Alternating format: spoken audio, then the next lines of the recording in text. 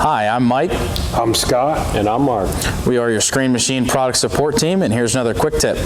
In this video, we'll be talking about our new PVG valves that we're putting in our 516Ts, our 621, 6036, 612s. A lot of our screening plants and conveyors are going to have these new PVG valves in them, so we want to do a little video talking about how they function and get you a little more used to them. So this is a pretty big block that we've got. This is, I believe, out of our 612 unit, but it's called a PVG valve, so it's a little different than our typical hose routing that we've done over the years, where you have different valves for different sections. Solenoid valves, DO3s, we've done another video on those. But basically this big block here controls most, if not all, of your functions. A lot of our machines will have one big block or this block and another block to control different functions coming off a different piston pump. So these pair along with our variable displacement piston pumps, so it wouldn't be a long stack of gear pumps powering this. It would be like a piston pump that powers one of these. You have your middle ports here where you'd have your pressure and your return line going into the valve, and then these are your different functions here that you've got the handles on that you see right there. So first thing, how does it turn the function on?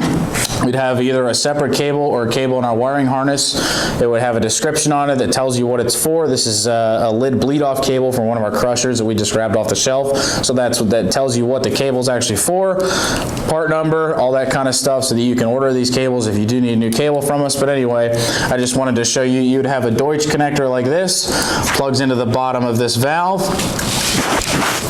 snaps in just like that. If the function is actually on, there is a light inside of this Deutsch connector, so make sure it's in all the way, but there's a light on this Deutsch connector that if we had power to it and we turn this function on our display screen, that Deutsch connector would actually be lit up. So that's the first step telling you that the function is actually working, it's getting power, it's getting the amperage to tell you that it turns on.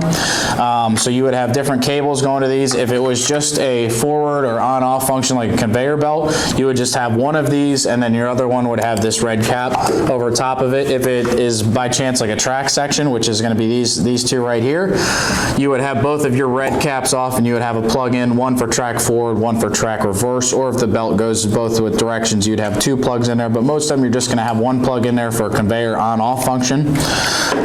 So that's how these valves actually work. It sends signal through this plug here. The plug lights up, it tells this valve to stroke, and then it communicates back with the pump to tell it how much flow and pressure that it needs or how much flow it would need to run that belt to that function, whatever it may be.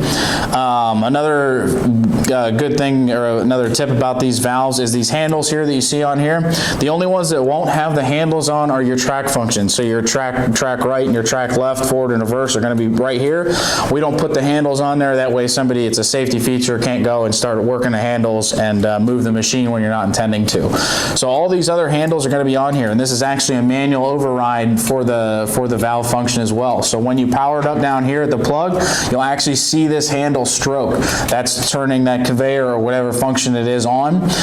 There are mechanical stops, little set screws with jam nuts on here that are set from the factory, so those aren't reliefs, those are actually mechanical stops that'll limit your travel on this handle one way or another, so it can't run faster than what it's intended to from the factory here. So when you do turn these functions on, you will see these handles stroke.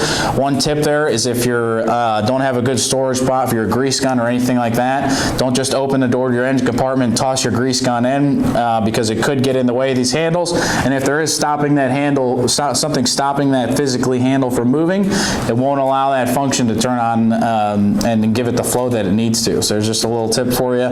Make sure it's nice and clear around here. You don't have rocks or anything like that have gotten wedged in here. But anyway, so you've got your pressure and your turn ports in the middle, and then these are going to be the ports that are going out to your functions. So this would be going out to your track function, your unders conveyor, your side stacker, whatever it may be. That's what these other ports are for. So all your fluid comes in here, and then it's dispersed out to your different functions through the rest of these ports. So they do have spools inside of them. These blocks have rods that go through that you see sticking out the sides that bolt all these blocks together.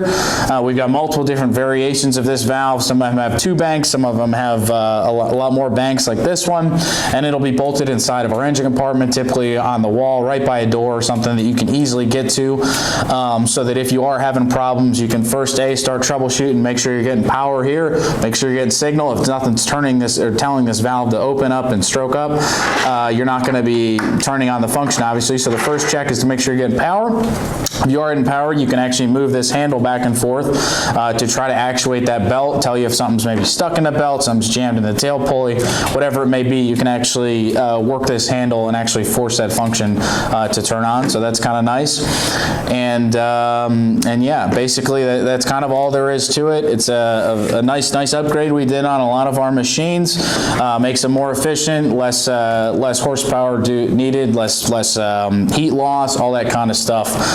You're not burning that hydraulic fluid through. It tells the pump how much to send through, and you're not getting, like I said, any of that excess flow that you're not using that's bleeding off through flow controls or something like that. So much more efficient system that we've put on these units, and like I said, we've also simplified it and still giving you the troubleshooting capabilities with the lights on the connectors, everything on the harness, telling you exactly what that harness is, where it's going to, where it's coming from, all that good stuff. So yeah, that's pretty much it on our new PVG valves. Check out our other tips. We'll have some more on these things and how to function them on different machines.